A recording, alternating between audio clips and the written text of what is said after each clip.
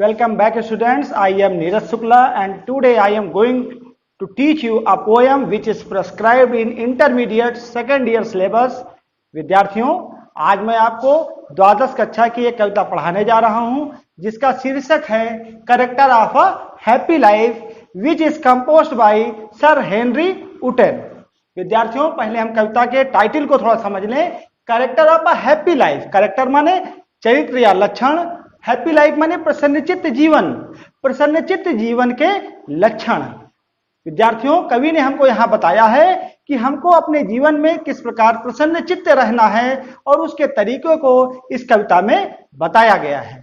सबसे पहले हम लोग इस कविता के कठिन शब्दों पर अपनी दृष्टि डाल लें। विल, विल का अर्थ है स्टूडेंट्स आदेश या इच्छा। आर्मर, आर्मर का मीन्स रक्षा कवच। अटमोस्ट स्किल, सबसे बड़ी कुशलता या सबसे बड़ी दक्षता। पैशंस, तीव्र इच्छा।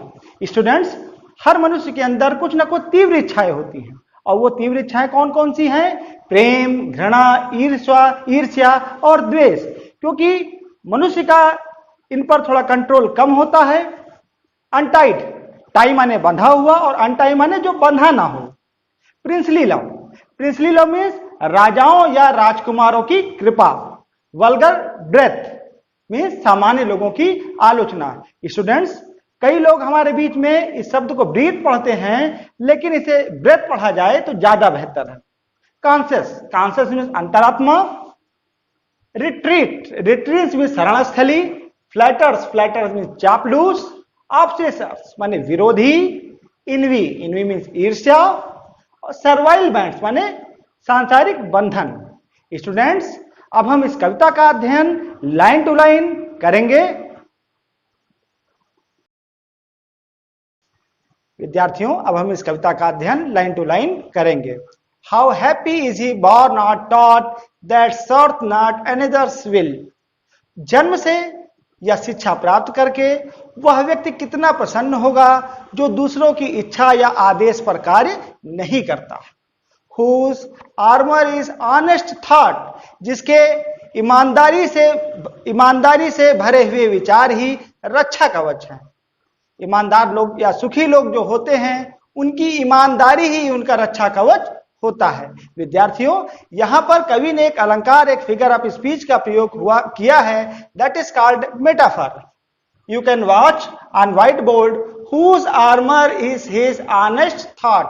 यहां पर ईमानदारी से भरे हुए विचार की तुलना रक्षा कवच से की गई है, लेकिन कोई कंपेयरिंग वर्ड का प्रयोग नहीं किया गया है, इसलिए यहां पर मेटाफर है। अगर यहां पर कंपेयरिंग वर्ड लाइक या एस का प्रयोग किया जाता तो यहां पर सिमली या उपमा अलंकार होता। And simple truth is utmost skill, उसका जो साधारण सत्य है वही उसकी सबसे बड़ी कुशलता है।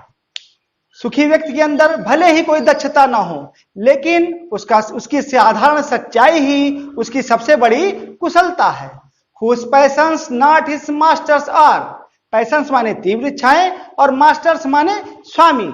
सामान्य व्यक्तियों को ये तीव्र इच्छाएं अपना गुलाम बना लेती हैं, लेकिन जो सुखी व्यक्ति होता है वह इन तीव्र इच्छाओं को अपना गुलाम बना लेता है और वो स्वयं ही उनका स्वामी बन जाता है। Whose soul is still prepared for death, जो प्रसन्नचित्त व्यक्ति होता है उसे मृत्यु का तनिक भी भय नहीं होता है और उसकी आत्मा सदैव मृत्यु के लिए तैयार रहती है। Untied unto the world with care, untied means जो बंधा ना हो। वर्ल्ड विथ केयर माने संसार की परवाह से। सुखी व्यक्ति संसार की परवाह से बंधा नहीं होता है। आप प्रिंसली लव और वल्गर ब्रेथ, न वो राजाओं या राजकुमारों की, न उसे राजाओं न राजकुमारों की प्रेम की आवश्यकता है, न ही उसे सामान्य लोगों की आलोचना की कोई जरूरत नहीं है। वो सामान्य लोगों की आलोचना से भयभीत नहीं होता है, राजाओं या बड़े लोगों की कृपा का वो पात्र नहीं होता है। Who hath his life from rumors freed, rumor माने होता है बेटा अफवाह, freed माने जो स्वतंत्र हो। सुखी व्यक्ति अफवाहों से मुक्त होता है और अफवाहों पर कोई ध्यान नहीं देता है। एक कहावत होती है कि कौवा कान ले गया। सामान्य लोग उसके पीछे अपना कान नहीं देखते हैं, उस कौवा के पीछे भागने लगते हैं। इसीलिए आपको चाहिए कि आप अफवाहों से दूर रहें। Whose conscience is his strong retreat।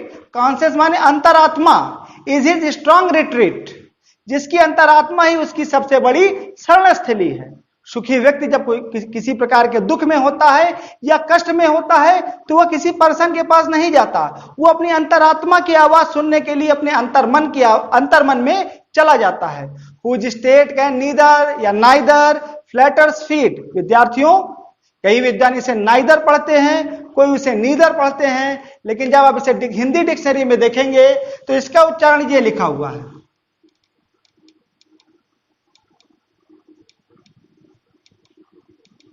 इसलिए आप स्वतंत्र हैं, चाहे इसे आप नीदर पढ़िए और चाहे नाइदर पढ़िए।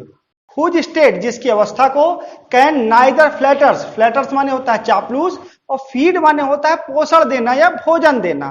जिसकी अवस्था को चापलूस लोग पोषित नहीं कर पाते हैं, जिसकी अवस्था को चापलूस लोग बदल नहीं पाते हैं। नार रियून्स मेक ऑब्सेसर्स ग्रेट। बड़े से बड़ा विरोधी भी सुखी व्यक्ति का कुछ भी बिगाड़ नहीं सकता। Who envies none chance doth race। जो सुखी व्यक्ति होता है वह उनसे भी घृणा नहीं करता, उनसे भी विद्वेष नहीं रखता जो भाग्य या अवसर के सहारे ऊपर बढ़ गए हैं। नारवाइस, वह उनके दुर्गुणों की भी चर्चा नहीं करता, वह किसी के सामने उनकी आलोचना नहीं करता। Who never understand how deepest wounds are given with praise। जो ये नहीं समझते हैं कि प्रशंसा से, चापलूसी से कितने गहरे घाव मनुष्य को दिए जा सकते हैं। इसलिए जो सुखी व्यक्ति होता है वह अफवाहों से, चापलूसी से, प्रशंसा से भरे हुए वचनों से सदैव दूर रहता है।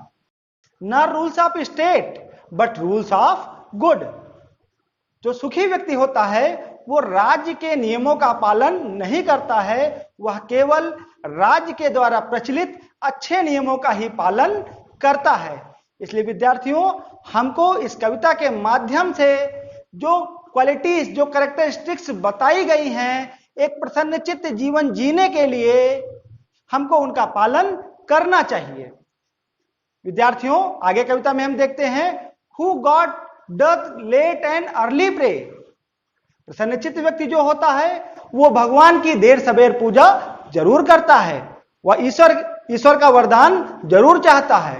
Who god doth late and early pray, जो भगवान की पूजा देर सवेर अवश्य करता है। More of his grace than gifts to lend, वह किसी उपहार की इच्छा से ईश्वर की पूजा नहीं करता है कि भगवान उसे कुछ दे देंगे। ग्रेस माने वरदान, वह पूजा केवल और केवल ईश्वर का आशीर्वाद और वरदान प्राप्त करने के लिए करता है। Who entertains the harmless day. Entertains माने होता है मनोरंजन करना, हार्मलेस डे बिना किसी को नुकसान पहुंचाए हुए। जो सुखी व्यक्ति होता है वह बिना किसी को नुकसान पहुंचाए हुए अपना जीवन, अपना दिन व्यतीत करता है। With a well chosen book और फ्रेंड, कोई जो अच्छी गिनी चुनी, जो अच्छी पुस्तक होती है उसको पढ़ने में वह अपना समय बिताता है। कहा जाता है मित्रों कि सद्ग्रंथ हमारे सच्चे मित्र हैं। इसलिए जो सुखी व्यक्ति होता है वो अच्छी पुस्तकों को ही पढ़कर अपना दिन व्यतीत करता है। This man is free from servile bands. Servile bands में विभिन्न प्रकार के जो सांसारिक बंधन, जो सुखी व्यक्ति होता है वह सांसारिक बंधनों से मुक्त होता है। आप होप टू राइज और फियर टू फॉल, न उसे ऊपर उठने की कोई इच्छा होती है और ना ही नीचे गिरने का कोई भय होता है।